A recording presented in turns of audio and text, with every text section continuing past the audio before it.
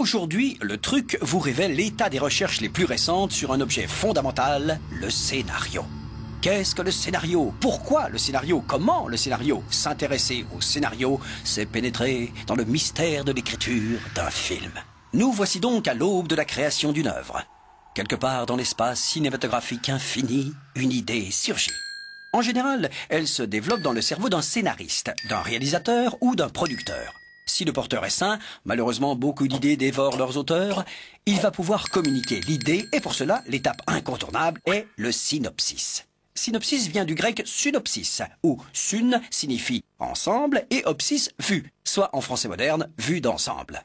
D'une demi-page pour un court-métrage à 4 pages maximum pour un long-métrage, il s'agit donc d'un texte court qui résume l'histoire et en présente le fonctionnement d'ensemble. Tous les cas de figure sont possibles. Le producteur commande un synopsis à un réalisateur ou à un scénariste qui peuvent d'ailleurs d'emblée travailler ensemble. Le scénariste propose un synopsis au producteur qui contacte le réalisateur. L'inverse est également possible et vice-versa. Bref, considérons la chose faite. L'idée transfigurée en synopsis et revenons brièvement sur les rôles respectifs de nos 3 protagonistes. Le réalisateur assumera la responsabilité artistique du film et en sera le véritable maître d'œuvre. Le producteur est avant tout un financier, avec parfois une fibre artistique. Mais ce n'est en aucun cas un mécène. Son but est de gagner de l'argent. Le scénariste s'acharnera jusqu'au terme de l'écriture du film, c'est-à-dire le sacro-saint scénario. Voilà. Alors maintenant, le producteur peut partir à la pêche au financement. Le synopsis, document éloquent et facile à lire, lui permet de solliciter des aides publiques, de contacter des banquiers, des chaînes de télévision, des coproducteurs, bref, d'appâter des gens riches, mais qui n'ont jamais le temps. Quant au couple réalisateur-scénariste, en attendant de devenir riche, il a le temps et peut se consacrer à une étape intermédiaire, le traitement. Nommé également continuité non dialoguée, ce texte résume chaque scène du film dans l'ordre et décrit toutes les actions.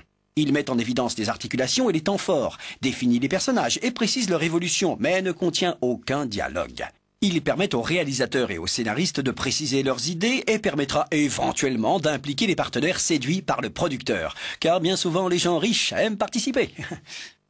Le traitement ayant mis tout le monde d'accord, la phase ultime peut commencer, l'écriture du scénario. Alors, scénario, emprunté en 1764 par Beaumarchais pour désigner le canevas d'une pièce de théâtre, il signifie à l'origine au théâtre en Italie, décor, et dérive du latin scaena, scène. Il sera repris par Méliès pour désigner la description rédigée de l'action d'un film.